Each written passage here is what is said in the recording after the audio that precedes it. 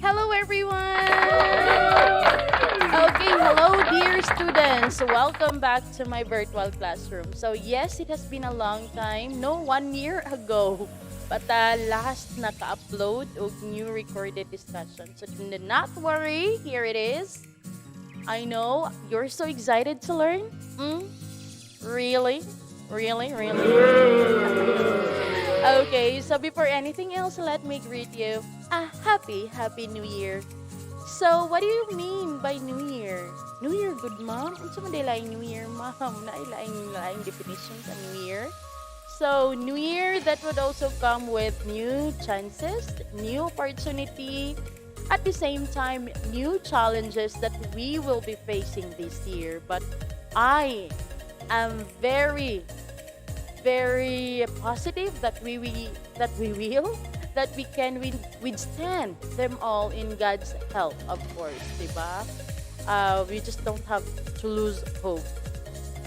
Dahil habang may buhay, may pag-asa. Yay! Clap your hands! Okay, so once again, welcome back to my virtual classroom. And unfortunately, guys, those who were asking, Ma, mag-face-to-face na ta, kay gimingaw na kog tan-aw sa classroom. Sa classroom dyan, no? Gimingaw na kog panglampaso. Pag floor wax. Yay! Kaway-kaway sa mga gipangmingaw kuno diha. Sa mga gipangmingaw. But anyway, yes, it is postponed gihapon. Okay, so let us just wait for the final announcement. Anyway, safety first sa gyud ta, right?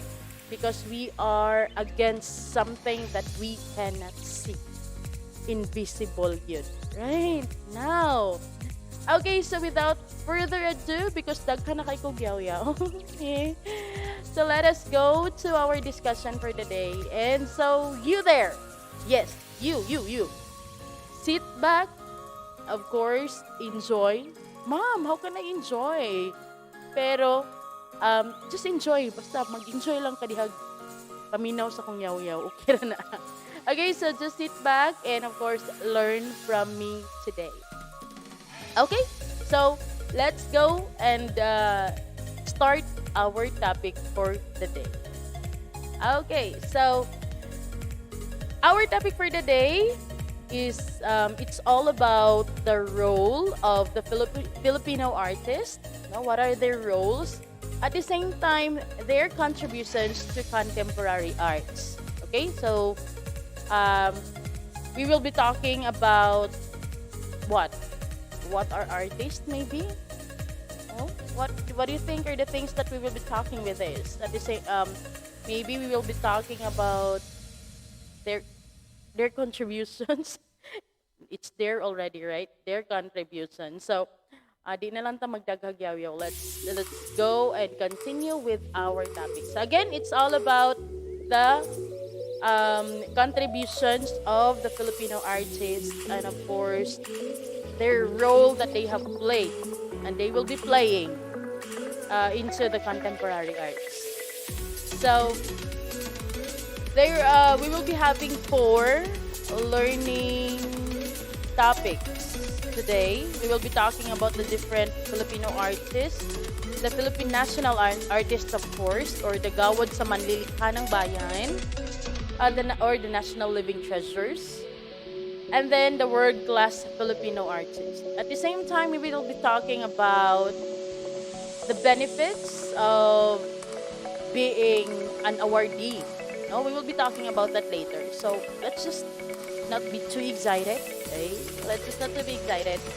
But let's proceed directly to our lesson. Sige ako balik-balik sa our lesson. No? Pasensya na kay guys kay mura o ang inyong teacher ron sa either wa ni say kaon or way tulog. Pero di man makita sa dagway no nga way kaon kay murag namurot man ta last 2020. Okay, so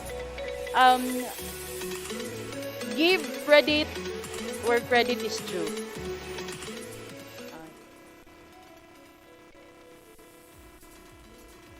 Okay, hold on. na technical difficulty nag technical kung sa technical support sa for a while. I hope I am still being heard right now in my recording, because if not, that will be so sad. So sad, right? Okay, so give credit where credit is due. What do you mean by that? What's your opinion about this? Ha? Unsa kay nasabta na to, ana? You have to give credit where the credit is due. So it's only right, my dear students, that we can recognize and acknowledge, right, all the huge Filipino artists in the world of arts. Not all, not only actually Filipino artists, but right now, since our topic is all about the Filipino artists, so we will be focusing more on, what's ours, right? Because you and I, we're all Filipinos. Kinsa may dili Filipino sa mga students dayto ba? Basta na ako na kwandihan no, ay nailaying citizen. So, let us all recognize and of course acknowledge kung unsa ilang nabuhat sa and na-contribute, right? In the world of art. So, in every work of art, the artist himself is present. Do you agree with that? Right? Do you agree? In every work of art, the artist himself is present. Yes, of course, right? So, according to Christian Morgenstern, we cannot enjoy the beauty and magnificence of every artwork if there's no artist behind it. Even though they're just at the back of their works, they will still be alive through the years because of their notable obras or masterpieces, and that is why in every artwork there is a great artist. Of course, we cannot, ayan, hold on for a moment, nag-technical issue na po siya.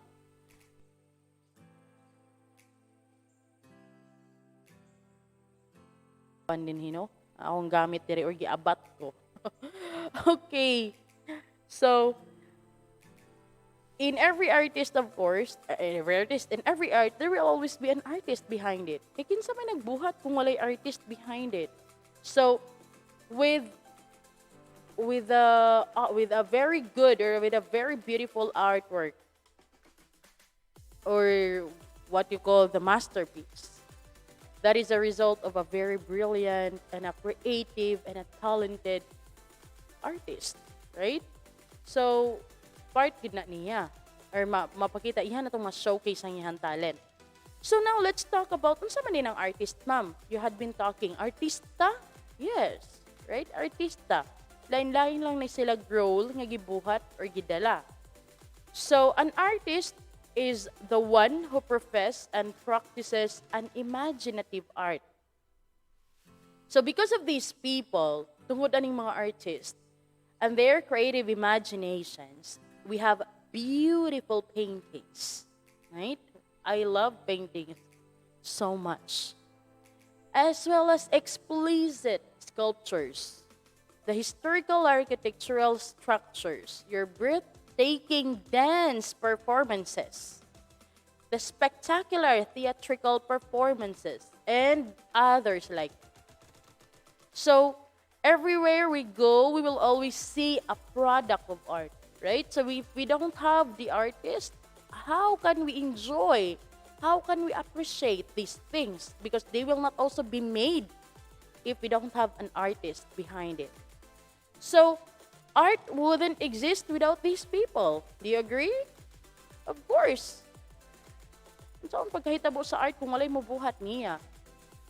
So, I'm sure all of these artists exerted much effort in putting their imagination into a brilliant obra or what you call masterpiece. Diba? They would have spent plenty of time, ample of time doing their work, forgetting about personal matters already. Ang uban gani ana siguro, di na mga ligo.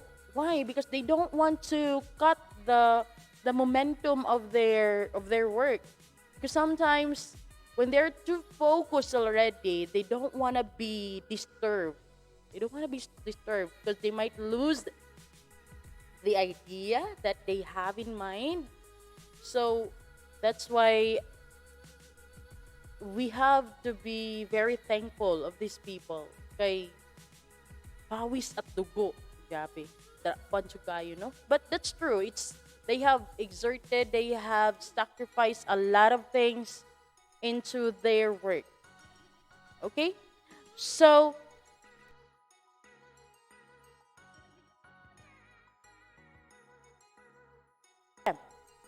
now, today's artists, which are of course the younger ones, are different breed from the old ones. So in the past, the artist's role was well defined, and that is to create something that uplifted the spirit, something aesthetically pleasing and entertaining. So, well, way back before, usually yun, ang mga artist po sa unang panahon kay they have to na sila more something or na sila role to fill in, right?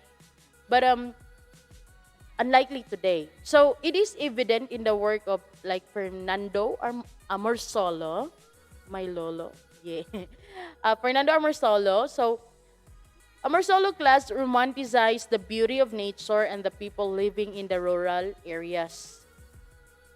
Naman na siya nga naman na siya ready, I don't know. Or mo to wanted.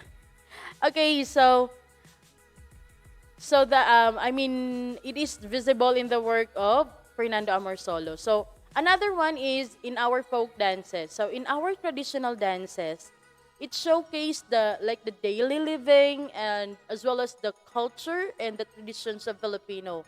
So like unsa man maglalatik? Was it right? Is it right? Maglalatik no katabi tong the one with the coconut shells. So they have that and other folk dances. So most of these dances, these traditional dances, it's all about culture. It's all about traditions of Filipino or the way of living, the lifestyle. So over the time, the way artists produce different artworks has totally changed. The focus of their art has totally changed. So in the kind of arts that we have today, the Filipino artist role is foretold. So it has been like classified or it has been branched out for. The first one is the personal, the second is the physical, third is the social, and of course the immaterial. So let's try to find out how how these four differs from each other.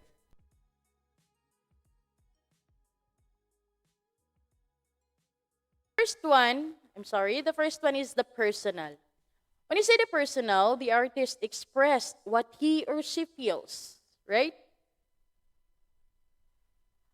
Before, whatever beautiful thing we see in the surroundings, we make it a subject in the art. This time, before the artist start making his or her obra, he or she considers first his or her feelings.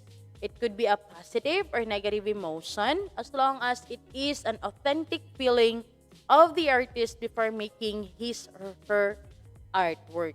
So meaning there should be at murag i-internalize nila bitaw. So before sila mabuhat, they have to feel it first if they like it, if they like doing it. Even if it could be a positive or negative behavior or karabitang emotion, okay ra gid na siya as long as tinuod na niya nga nabati so that he or she can really show it to the piece that he or she is making. Okay, so that's the personal. I'm sorry. The second one is the social. For the social, the artist expresses what he or she sees around him or her. So everything around him or her, not just the beauty of nature, the plants and the colorful flowers, di ba? Mamangin na siya usually. That is why the paintings are if you can observe the paintings way back, I mean, in the older time, if you can observe, most of the paintings are really about nature, what we see, kanang ilang daily activities, right? So karon daghan na kayog mga kausapan, daghan na kayong mga twist. So in this particular aspect, for the social aspect, I'm sorry. So mo to say, no, kanang the plants, the colorful flowers, the mountains, and the blue seas, as well as the dancing people, the laughters of children, but everything around him or her, including the current issues that we are facing today. So like the calamities, the destroyed Mother Earth, the government and their political practices, the effects of poverty, the cry of the abandoned women and the hungry children in the street. In other words, my dear students, society is now involved or included in the process of making an artwork. That is the second one, the social. So meaning, it's the social aspect. Everything around us is being considered. Socially, ang mga tao nga nasa palibot, what is happening in our environment, in the politics, in sa tanan good, everything, right? So, the subject of one's artist,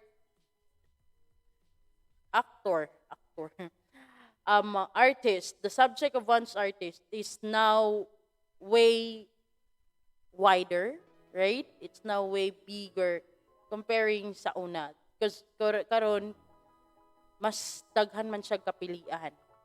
Okay, so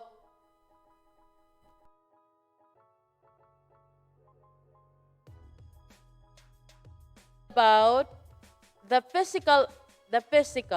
So for this one, the artist finds a need to create something not only pleasing to look, but something useful as well, right? So contemporary artists are actually practical. So they make sure that they will benefit in the artwork they're producing, or it could also be the audience who can benefit to it. So this includes the functionality of the obra. So if it's purely a display in the exhibit, or it can be used in our everyday living. Okay, so that's for the physical. And for the fourth one, it's about the immaterial. For the immaterial, the artist gives form to the immaterial. So the hidden truth of the universe and the spiritual force that inhabits the world. So actually, this is the ultimate role of our artists today. The social realism, the creative people in the society tell us message through their meaningful and mind-blowing masterpieces. So artists also send out messages, convey their artwork, convey messages that is maybe for some people, no, na siya'y unod, na siya'y explanation behind it. Na siya'y hugot pa. Anong pinaghuhugutan mo? What's your art all about? So that's for artists. So now let's talk about the different role of Filipino contemporary artists. So the Filipino artist gives his opinion about the culture of his time. So the Filipino artist, what do you mean by that? So through this, the artists were able to influence the reader, the viewer. It could be intentional, I'm sorry. Intentionally or not, no? Unintentionally. So we have the late Nick Joaquin, a novelist, a playwright, a journalist, and a historian. So this person has narrated the diverse heritage and culture of our country through his works. He also expresses his views and opinions about the culture of this time. So our contemporary artists have the freedom to express fully their thoughts, opinions, point of views using their work of art. So, na yung mga usa sa roles sa mga artist karon. They can They can provide, they can give out opinions about, what are the different practices that we have today, right? Now, the second role is the Filipino artist is a crusader. They attempt to sway the viewer to his or her side. No, muraog, manguan sila, mangagni. So in the previous years, there has been a rise in national pervert. It is observable in their works that there is the sense of nationalism. So most of our contemporary artists promotes the important core values as a Filipino through their works of art. So yes, makita man jud nimo with the paintings, with the sculptures that were created way back. They are all, most of them are really with the sense of nationalism. Right? So that is why the role was also being a crusader. Another role of an artist is to become a social critic. Diba? So this is the most interesting role of our artists today. Why? Because we are highlighting social realism. So a lot of artists expose the current situation of our society through their obras. Na I mean ilang obras. They are trying to show it to other people, especially those who are not very well aware, right? So, example, issue about inequalities of life, the effects of urbanization, globalization, corruption in the government. So, poverty and educational system also. So, he or she has created an artistic controversy that I assume you or we would appreciate. So, that is also another role of an artist. They have to, they have to show to the world, to the people, what's really the reality. Diba? That's a very good role. Another role of an artist is to become an advocate for what she believes in. So in the past few years, many contemporary artists have become an agent of change. Agent of change. Why? Because they are really very strong with what they believe in.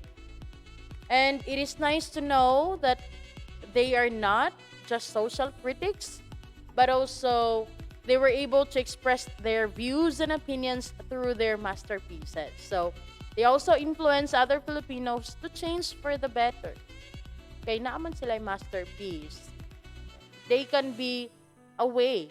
That's why they're called. That is why they are called an agent of change, through their artworks. Another is Filipino artists are versatile.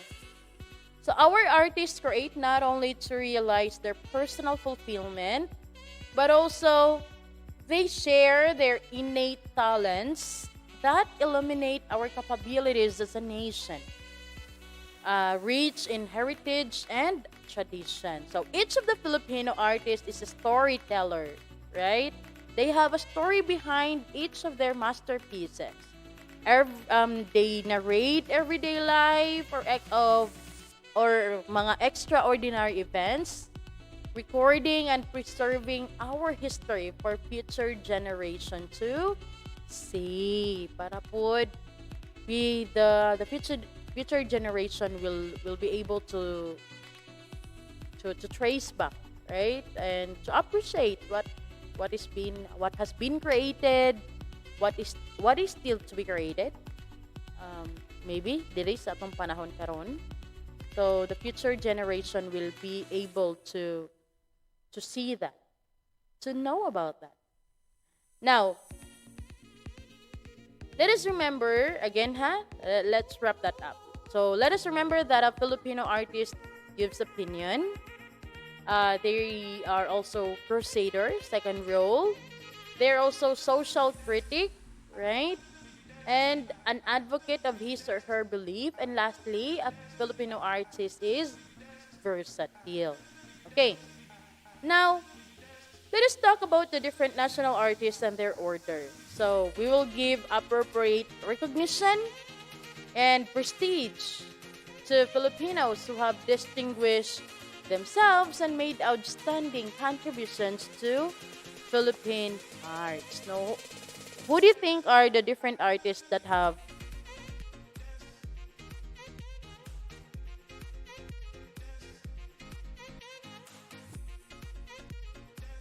to receive this kind of award, right? And what are the benefits maybe that they will be enjoying if in case they will be receiving this award? Okay, so let's try to find that out. So, but before that, let's talk about unsa man ang Order of National Artists. What is the Order of National Artists? It is actually the highest award conferred by the President of the Philippines to the nation's artist. No, ang presidente mismo ana mo yung mukuan jud.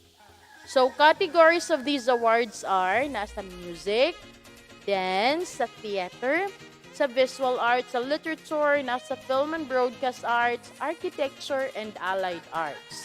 No? So, the recognition of the awarding are being organized by the National Commission for Culture and the Arts. Oh my God. Ang mga chicken dirino kay mura ingon na sila nga, alas 11 na! So, taba kayo mga manok karong gabi una. Okay, so, together also with the Cultural Center of the Philippines. So, again, kani nga award is being organized by these two big organization. The NCCA and the CCP, or the Cultural Center of the Philippines. So, during its first awarding in 1972, so it was signed by the president that, to be implemented. And so the first awarding was held last 1972, and only one Filipino was awarded. And he was Fernando Amor Solo. That is why very sikat yun na siya si Fernando Amor Solo. No, the first Filipino awardee of the National Artist Award, or the Order of National Artist.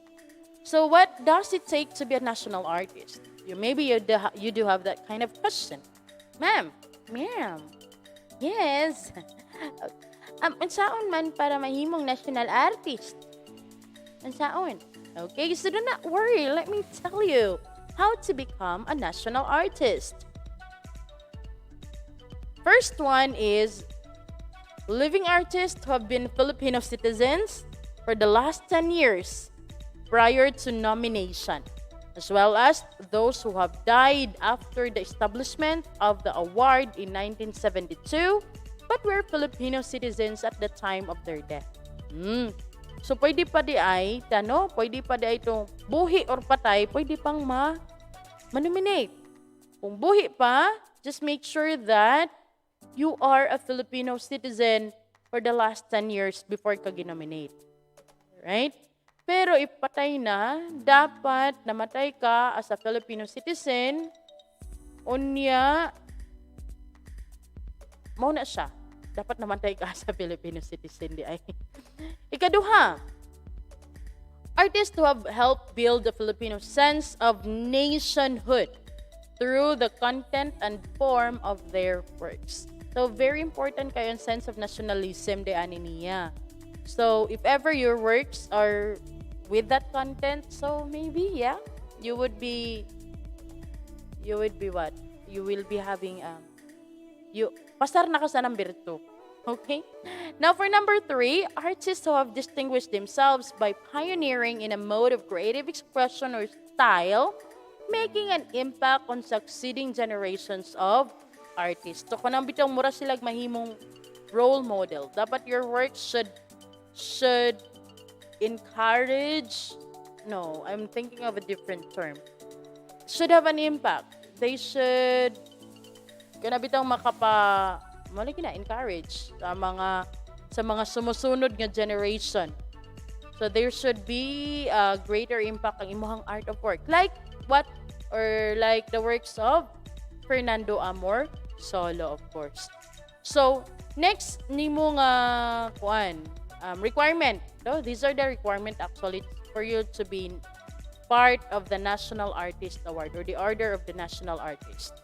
For the number 4, artists who have created a significant body of works or have consistently displayed excellence in the practice of their art form, enriching artistic expression or style. No? So, na siya nice, good na siya, na consistent siya mubuhat, very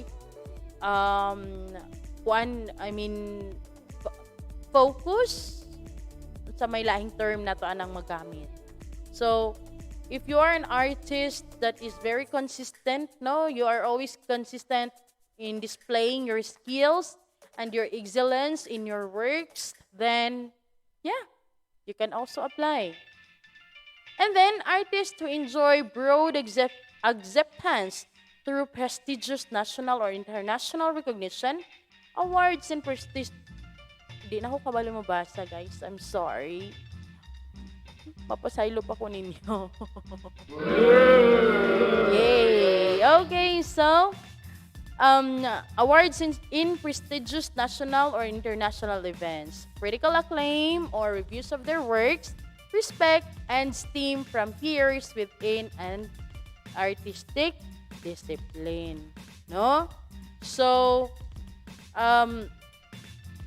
mauto siya. Guys, mauto siya. Those are the things, no? Those are the things that you need. Requirements for you to be a national artist.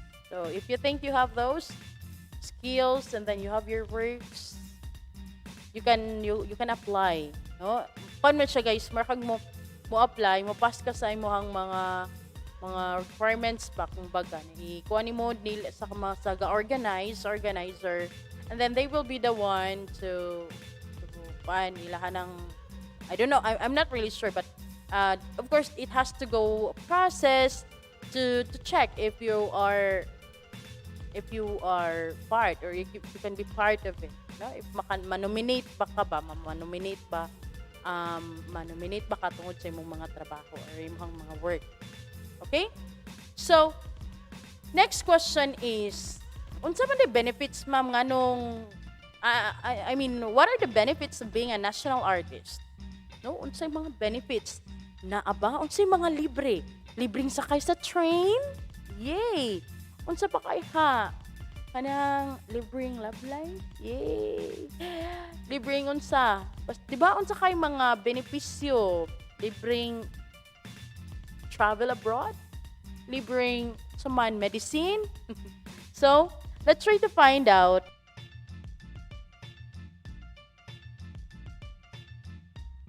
of being a national artist.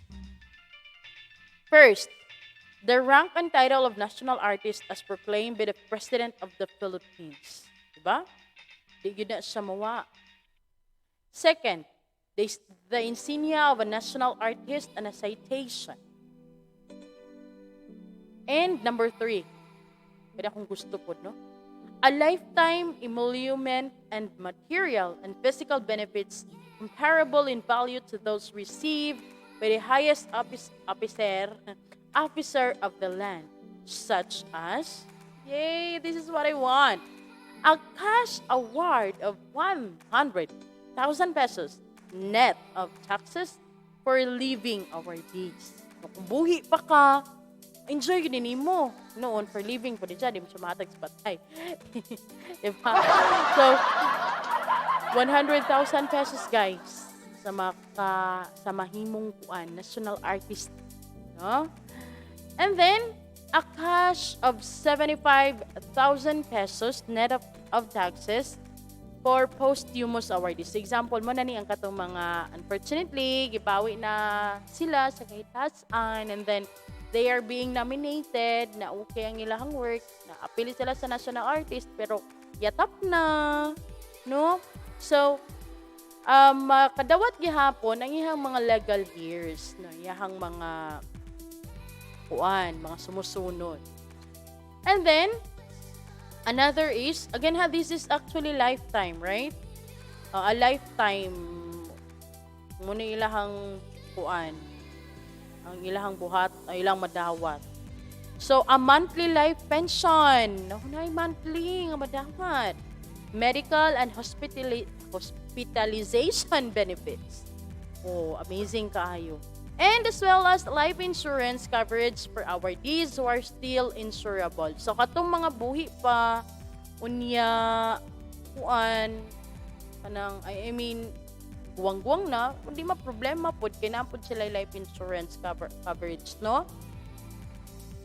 Niya, kung mayatap na sila state funeral and burial at dalibingan ng mga bayani. So, iba ka ng libingan ng mga bayani kay it's very exclusive virtue kayo na siya nga sana nga minteriyo, right? And you know what I mean. So at the same time, it's a place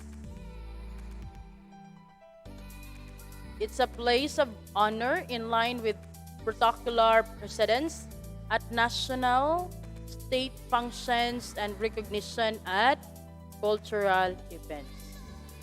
Okay? So, nasa a place of honor, naging siya lugar. Sa mga events, they are highly appreciated. Kung gina sila VIP, very important person gina sila in this kind of events. Okay? Mga functions and other events, cultural events maybe. So they are highly recognized. Nadyo na sila very special nga treatment because of course that is also to pay back with all the things that they have contributed to the world of art, right? Okay. So now let's have an activity. Yay! Activity.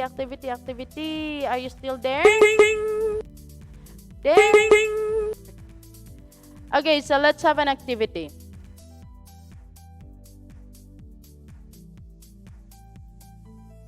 That would be, national artist ko ang profile pic ko. No? So what will you do?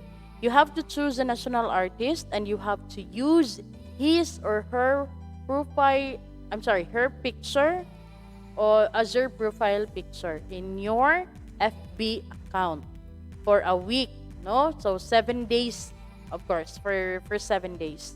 So for the caption, you have to write facts about him or her. Now, you don't have to mag-create mo kaugalingon ninyong caption. You have to get accurate information from the link. So here, I gave you a link here. This is the link. I will be posting this in your classroom too so that it's just one click away. No? It's only one click away. Sakto ba to? One click away na lang ang inyong link. So you can open that link. And after that, you have to after captions, you have to, momento siya, no? Butangan ninyo captions. So, example, Fernando Amorsolo. What do you mean?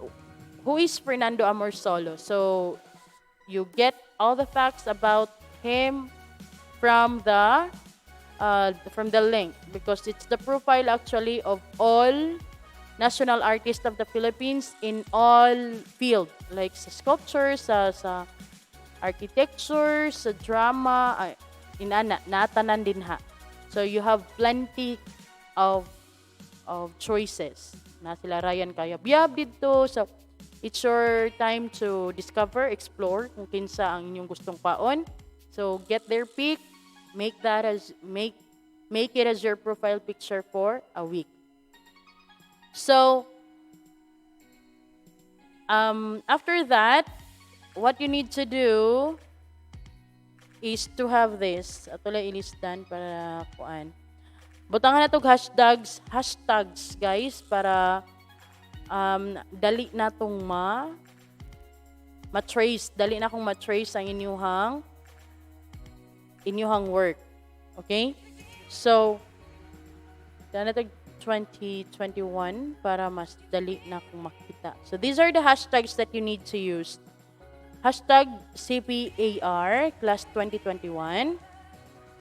Hashtag CPAR Lesson 2021. CPAR National Artist 2021. Okay? To make it easier again for me to discover your host, pag research na ko, automatic mo pop up naman na siya.